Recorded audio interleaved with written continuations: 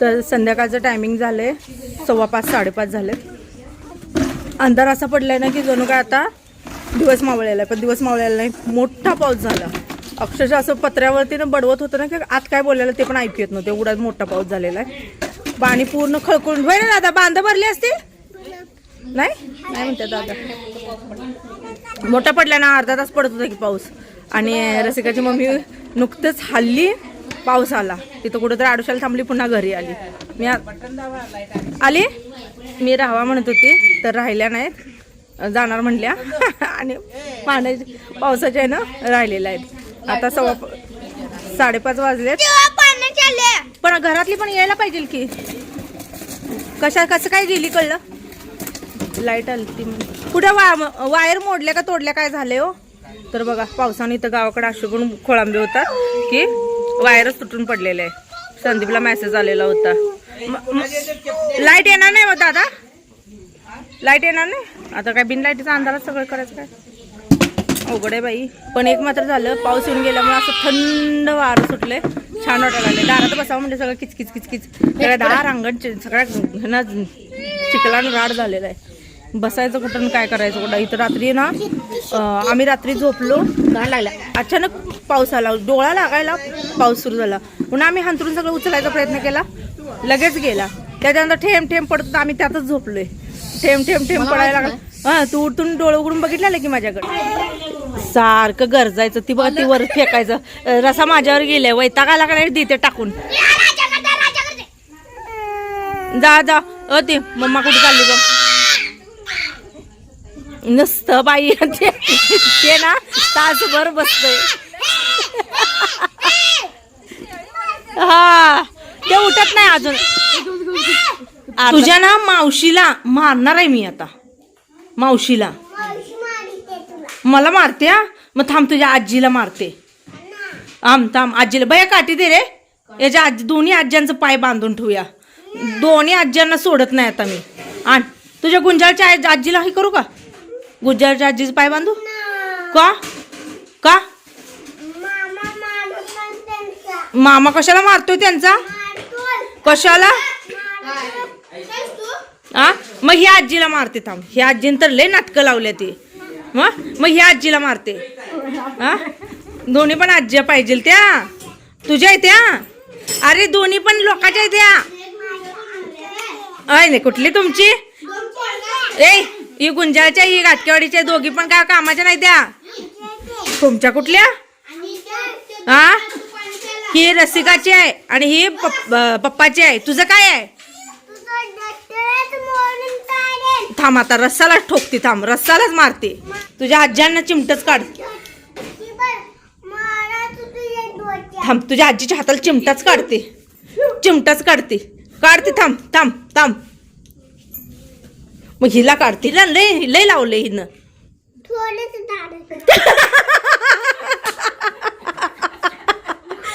पोरग काय म्हटलं माहिती?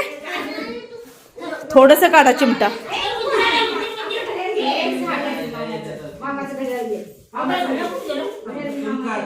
रसा रसा वरड की जोर. आता म्हण थोडस काढा म्हण म्हण म्हण.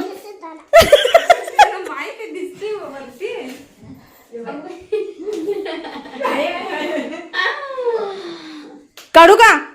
हार्दिकचा ना सगळ्यांवरती जीव आहे. त्यानं ठरवलं ना कोणाला मारायचं नाही, त्यानं ठरवलं तर सगळ्यांना मारायचं, असा प्रकार आहे. मी जसं म्हटलं तुम्हाला की पाऊस वादळ वारं सगळीकडे सुटलं असेल बघा, न्यूजला आपण पाहिलं असेल. आमच्या इथं तर 2 ते 3 खूप बेकार घटना घडल्या त्या दिवशी, खूप बेकार. आणि घरावरती पत्र, ते पण लोखंडी पत्र, किती घातक ठरतं हे आम्ही त्या दिवशी ऐकलं. म्हणजे आमच्याच वाडीवरती एक घटना घडलेली आहे की दारामध्ये बाजरी वाळत घातलेली म्हणून काकू, वारं सुटलं म्हणून म्हणजे ते गोळा करायला गेलेल्या होत्या आणि पत्र जे उडालं ते डायरेक्टली येऊन पायावर. म्हणजे असं एवढी भयंकर घटना घडल्या ना, सांगू शकत नाही. ते सगळं बघितलं तर असं पोटात कालवून येत होतं. काय म्हणजे वेळ काळ कशी येते बघा. आणि त्याच्यानंतर आमच्याच इथं घडलेली घटना आहे की लहान बाळाचा पाळणाच उडून गेला आहे ताईनो. म्हणजे ते अक्षरशः जेव्हा ते न्यूज बघतो ना आम्ही, असं म्हणजे पोटात खडे पडतात. 9 महिन्याचं बाळ, पाळण्यासाठी ते पत्रे उडून गेलेले आहेत आणि बाळ गायबच तिकडंच. पुन्हा तो पाळणा वरनं त्या बाळाच्या अंगावर पडला आहे आणि 9 महिन्याचं बाळ गेलं आहे. म्हणजे या वाऱ्यानं क्षणात होत्याचं नव्हतं जे आहे ते केले. मला माहिती आहे सगळीकडे तेच वातावरण असणार आहे वादळ वाऱ्याचं, तर तुम्हालाही सांगेन की बघा इथं अशा घटना घडलेत.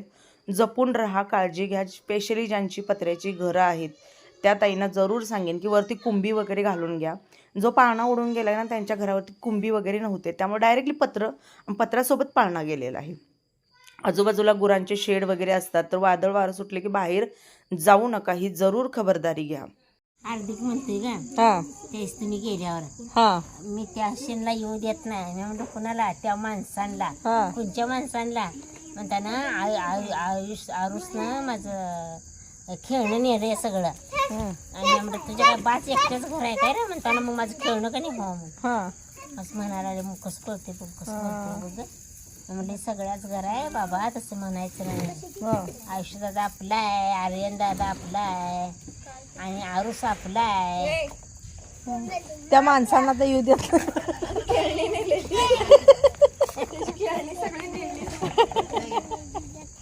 ये इकडे सर रे आयुष्य. ए हार्दिक, तुझी खेळणी कोणी नेली? आम्ही नाही बाबा काय नेलं. ए नाही र, मी एक काय सुद्धा नेलं नाही तुझं. कोणी नेले ना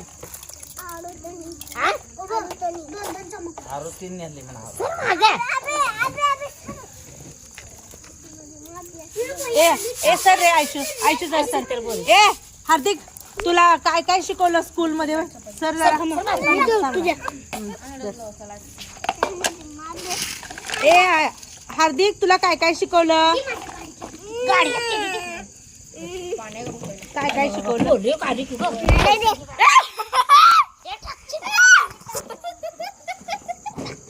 काय करायचं ग पोराला या?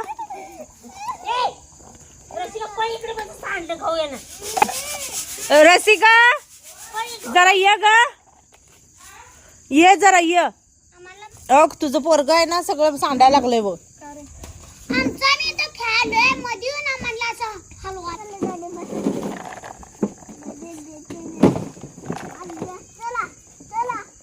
बघा हे आता कसं नाचायचं आहे. एक पडलं तर सगळं पडणार आहे. आर्यन, एक पडलं तर सगळं पडणार, पोरं पडतील. पहिला पाणी आणलं बाबा आमचं. अरा केक झाला आडवा. ए इथं ठेव.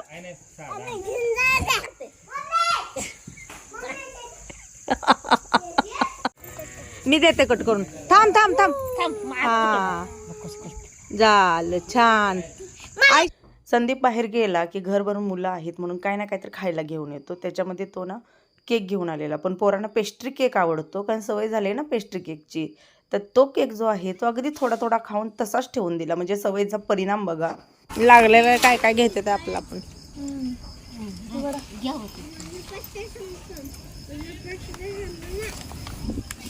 हार्दिकचं लगीन करायचे ते आरूच आहे. मला काय नको, मला लागलं घेतो करते का मी लागल्यावर घेतो. थांब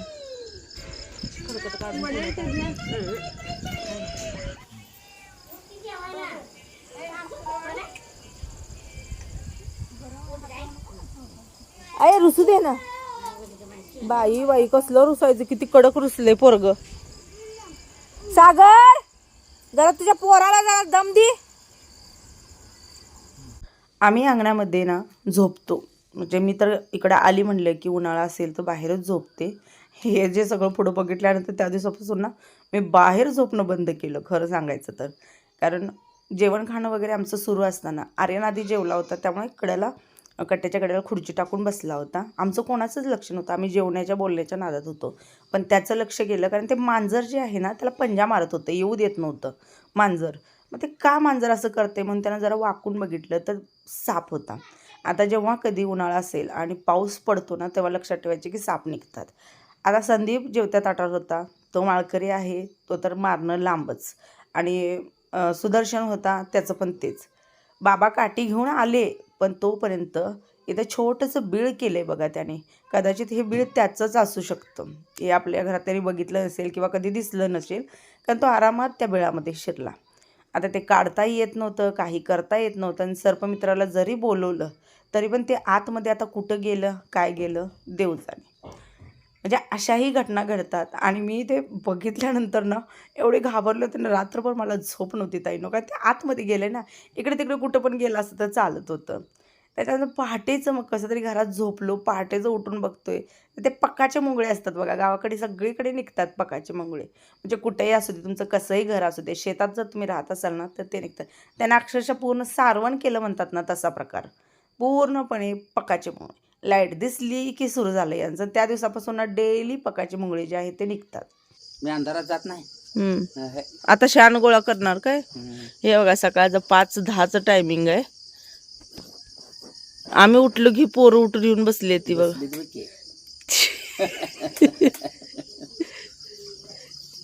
काय करायचंय उठून सांगा. किती अंधार आहे खरं दादा इथं. चांदणं म्हणून नाही. हे बघा हे उठले 5ला. दादा 5ला उठले. 5 वाजले का. जा बाई झोप जा. रसिकाला लवकर उठायची सवय आहे. मम्मी जाणार आहे ना. संध्याकाळ जाऊ दे. काय सकाळचं बघा की हो, मी म्हणलं संध्याकाळी 5-6च्या. काय चालू आहे आतमध्ये. आतमध्ये काय चालू आहे. अगं बाई ग काय प्रकार य.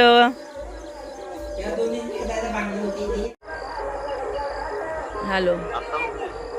अहो रात्रभर झोप नव्हती. सकाळी आणि पुन्हा झोपलोय आम्ही 7ला. त्या आतल्या खोलीत झोप लागला. बाहेर इथं साप निघाला होता जेवताना रात्री. दूध घालायला गेल्यानंतर आईने ना ही उंबरं आणलेली होती. कच्ची उंबरं आपण याला म्हणतो. ताईनं तुम्ही कधी भाजी केलेली आहे का. केली असेल तर मला जरूर कमेंट करून सांगा. आणि कशी केली ती पण सांगा. आमचा जो प्रश्न होता की याच्यामध्ये किडे असतात त्याच्याबद्दल पण नक्की कमेंट करा. तर येताना मग अंडी पण घेऊन आलेली होती. सुदर्शन आहे, पोरं आहेत जरा खातील म्हणून. तर त्या अंड्याचा कसा गोंधळ लावलाय बघा हार्दिकने. फुटलंय गायक. होय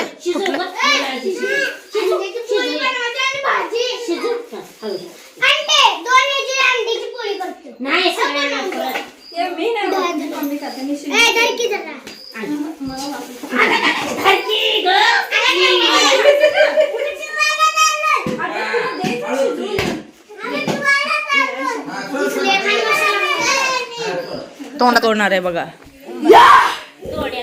दोड्या. त्याला म्हणजे कच्च्याला दोड्या म्हणतात. हा बर. मग याचं काय कसं करायची भाजी. काय करायचं. भिजू घालायचं संध्याकाळी. हा आणि सकाळी शिजवून घ्यायचं. बर. आणि त्यातल्या आळ्या आणि किडकं. किडकं आळ्या काय नाही बघून मी करते. मी बघून नीट करून. बर. काय काय नाही हा बघायचं घर. आणि भिजू घालून ती शिजवायचं. सकाळपर्यंत बारीक बारीक गिळ्यानं चिरायचं. हा आणि कांदा घालून हा जिरं जरा घालायचं. चटणी घालून हा खालवण करायचं नुसतं. चांगलं लागतं का. वय खाऊन ह्यांना लय आवडते. ठेव तिकडे बाळा. अगं तुझ्या दादाला लय आवडते. होय. अगं हे काय औषध नाही याला. काय नाही काय नाही. हा डोळ्याला चांगले. बर. चीक आहे की त्याला. चीक आहे की. चिकट होय. आणि डोळ्याला त्रास होत नाही. ही देशी पद्धत झालं बाई. त्याला काय औषध मारले. आता भिजत घालणार आहे. आज संध्याकाळी करू. हा बघूया रेसिपी कशी होते. लय छान लागते. तू खाऊन बघ. ए बघ बघ की बाई. कुठनं आणली उंबरं ही. खायची मसालवाडी उंबरायचा. याला काय म्हणली जाते भाजीला. नाव काय. याला म्हणायचं दोड्याची भाजी. दोड्याची भाजी. उंबऱ्या दोड्याची. काय बघा गावाकडची लोक काय काय करतील रेसिपी आणि खातील सांगता येत नाही. कुणी शिकवली तुला भाजी.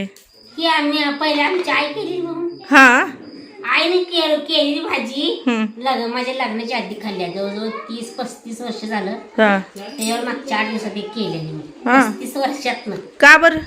कुठं करते ना आपल्याला. कोण खायचं तर करते. एक दिवस मागच्या आठवड्यात केली ती.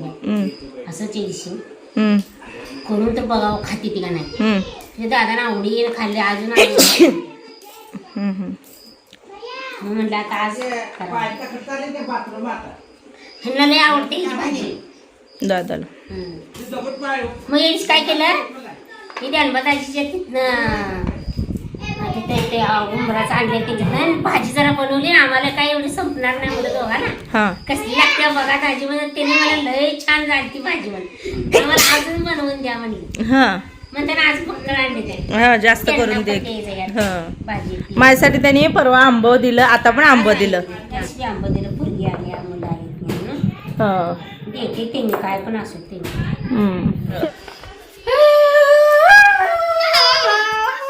त्यांच्यातच आहे उंबराच्या डोळ्या होय दाजीच्या त्यांच्यात आहे ती काय आहे ती लय झाड आहे त्यांच्यात दारात बी आहे तीच घाला गेली होय ग त्या ह्याचं भजी आपली आजी करत होती बघितली आजी कशाचं मुगाचं भजी करत होती ते मटकीचं मटकीचं का मुगाचं करायची ते कसं करायची लय चवीला लागायचं ग तुझ्या हातचं काय पण करू दे देशी ग चवीला लय लागायचं देशी मटकी जात्यावर भरडायची आणि बनवायची हे ती काय जात्यावर टरटर भरून पहिलं चवच लागत ग हा आता देशी काय नाही ग देशी काय नाही देशी आपल्यात आता मटकी बिटकी लावलेत का देशी काय सांग आज संधू काय म्हणतोय यात आळे असते ते म्हणतोय अगं मग संदीप कसा म्हणायला लागला यात आळे त्या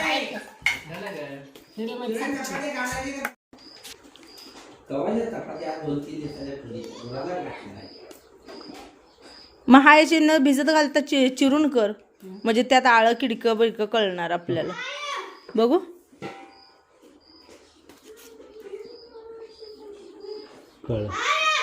ती आहे ग डोळ्याची अरे होय की आई किडा असतात का बारीक हो किडा असतात आई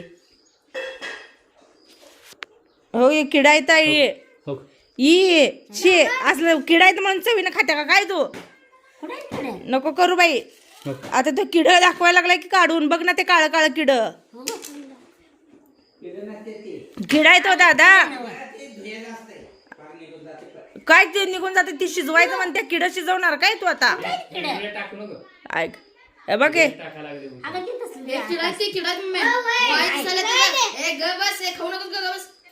थोडंसं आईसोबत इथं गप्पा मारत असताना आर्यानं ना संदीप रसिकाच्या लग्नाचा अल्बम काढला हा डिजिटलमध्ये अल्बम बनवलेला आहे म्हणजे ह्या अल्बम खूप दिवस राहू शकतो याला काहीही प्रॉब्लेम येणार नाही आणि हार्दिक काय म्हणतो माहिती आहे का हा अल्बम बघितला तर मी कुठं होतो मी काय याच्यामध्ये दिसत नाही आहे तर संदीप रसिकाचं लग्न जे आहे ते दारामध्येच झालेलं आहे आमच्याकडे एक पद्धतच आहे की मुलांची जी लग्न आहेत ती हॉलला किंवा इकडं तिकडं उचलून जात नाहीत आणि जरी हॉलला गेली तर ते आमच्यात एक पद्धत आहे त्याला म्हटलं जातं ईर निघणं ज्योतिबा ज्यांना आहे त्यांना माहीत असेल तो ईर निघाला जातो आणि तो ईर जे आहे ते मुलाच्या दारातच काढावा लागतो त्याच्याशिवाय पर्याय नसतो इथं बघू शकता मी आहे किट्टो आहे माझ्या सगळ्या आत्या आहेत आता सगळे याच्यामध्ये ओळख करून द्यायची म्हटलं तर थोडंसं अवघड होऊन जाईल पण सगळे पै पाहुणे जर आपल्याला बघायचे असेल तर आपले जुने अल्बम काढायचे आणि निवांत बघायचं कारण कोण इतर वेळी कोण येणं जाणं नाही होते पण लग्नाला येतात आणि तेच आठवणी ज्या आहेत त्या आपल्या फोटोमध्ये असतात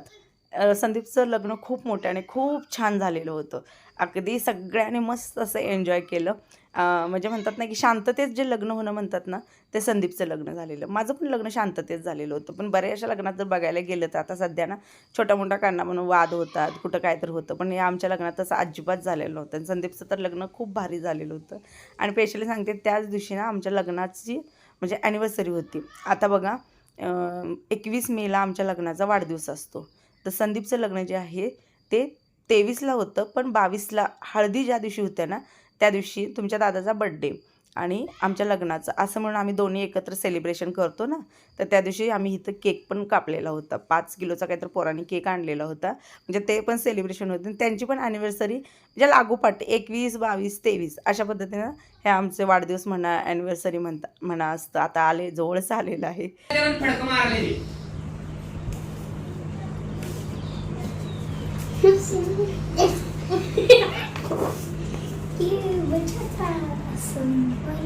हो मी तू कुठे तू उभारलेलो तू नाहीच कशातच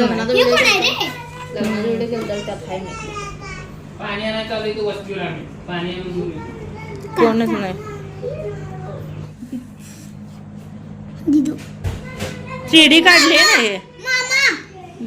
हे 3D आहे ना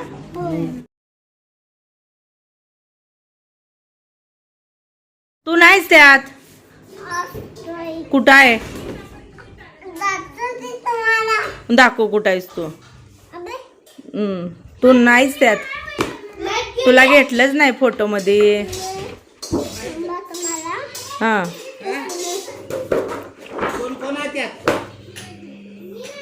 कुठं आहे तू? हे बघा पोराने फॅनवर कापड कसं टाकलंय बघा. कुठं आहे? तू आहेस ते.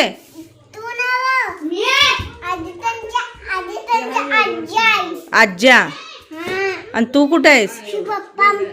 तुमचा पप्पा नवरी बनवलंय. आणि आणि मम्मी कुठे आहे तुझी? तिला काय बनवलंय?